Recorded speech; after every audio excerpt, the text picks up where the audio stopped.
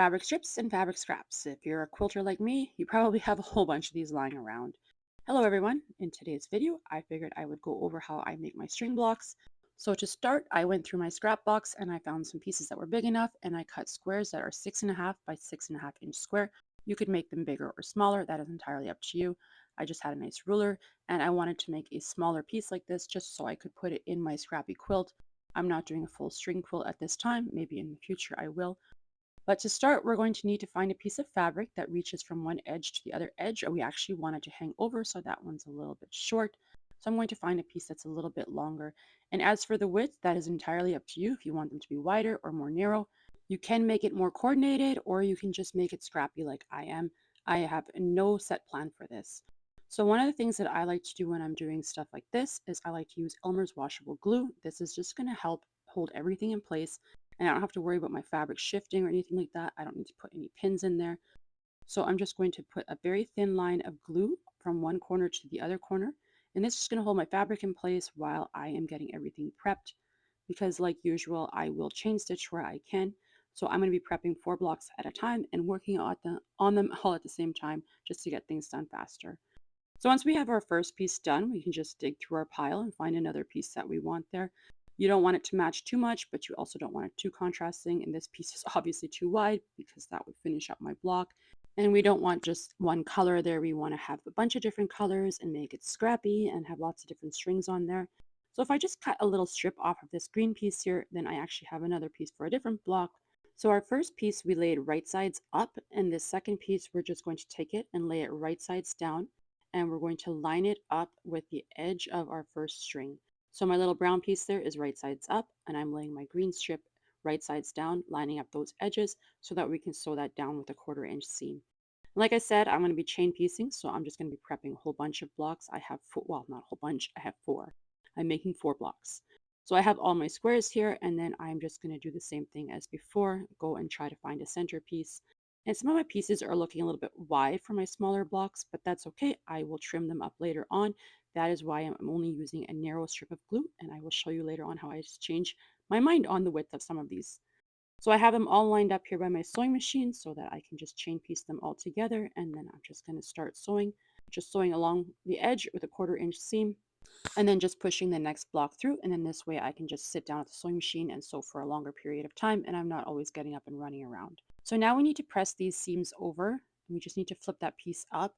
But here again, I'm going to be using the glue and I'm going to be going very close to the edge there. I just want enough so that it stays stuck down. But in case I want to trim up my strips, I don't want to glue the whole piece down. So just a little right along the edge there and then just press it down with your iron and the heat's actually going to make that glue set. Don't worry, this stuff washes out as soon as you wash it in the washing machine. It's not a big deal. I've used glue on my quilts a lot. But that's what it's looking like so far, and those strips are too wide, so I will definitely be trimming those up.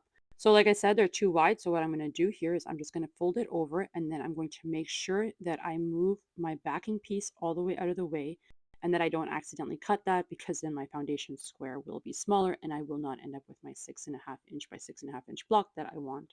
So same thing with my centerpiece there. It's no longer going to be in the center, but that is okay because this is scrappy. If you were doing a more coordinated, you'd want to make sure that you had all your strips cut to the right size. But now we're just going to continue doing the same thing as we did before, just finding another strip of fabric, laying it right sides together and sewing it with a 1/4 inch seam and doing the same thing on all of the blocks. These blocks are a great way to use up all of those little strips that you have. And if you already see that your strip is too wide, then just trim off some of it so it's a little bit more narrow and then it will work just fine. I have seen other people, if they decide they want their strip to be a little bit more narrow, they'll just move their next one over a little bit and then just sew along that edge. But I find that adds too much bulk, so I prefer to trim mine down. So now that we've reached the end, we just need to do those little corners there and make sure that those corners are getting covered. So I will take a piece of fabric and line it up and then fold it over and make sure that that whole corner is going to be covered. And if it looks a little bit tight, then I will just put it somewhere else or get a wider piece because I want to make sure that it's going to hang over those corners so that I can trim up my squares later on. Then we just need to sew those down and then we will be done with half. When I get to the corners for the pressing and the glue, here I will actually put more glue down because then those corners will stick down better. I find that when you're doing scrap blocks or string blocks and there's just these little tiny pieces there, those corners can sometimes be a little bit flappy and hard to work with. And if they are glued down to your foundation, then they will actually stay in position better. All right, now that we are done half this block, we are going to do the exact same thing on the other side. And here again, if you feel like your center pieces are too wide and you want them to be a little bit more narrow, then just fold over your little backing piece or your foundation piece and just trim off any excess. Once you have them all done, that is what they're going to look like, and they don't look beautiful. But this is one of my favorite parts because you have this block and it just looks like, well, for a lack of a better word, it looks like shaz. But once you trim it up, it just looks so good. I just absolutely love the clean edges of a scrappy block. I don't know why, but this is just like one of my favorite things. I love it. And if you like these kind of videos, I would really like it if you would hit the thumbs up button and consider subscribing if you haven't already. But this is what my blocks look like so far, and as you can see, none of my strings or strips are the same width, and there is absolutely no rhyme or reason, and I don't need to worry about matching up any seams, which is always a good thing. I often use my scraps when I am making tutorials for my YouTube channel, so this will be going into that quilt, and I should really look into how big that quilt is getting already because I think I have quite a few blocks.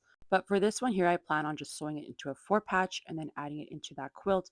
And that quilt is going to be very scrappy and not very matchy, but that's okay. I am making it for when we go camping, just to throw on the ground for the kids to play on. But that is all I have for you today. Thank you so much for stopping by, and until next time.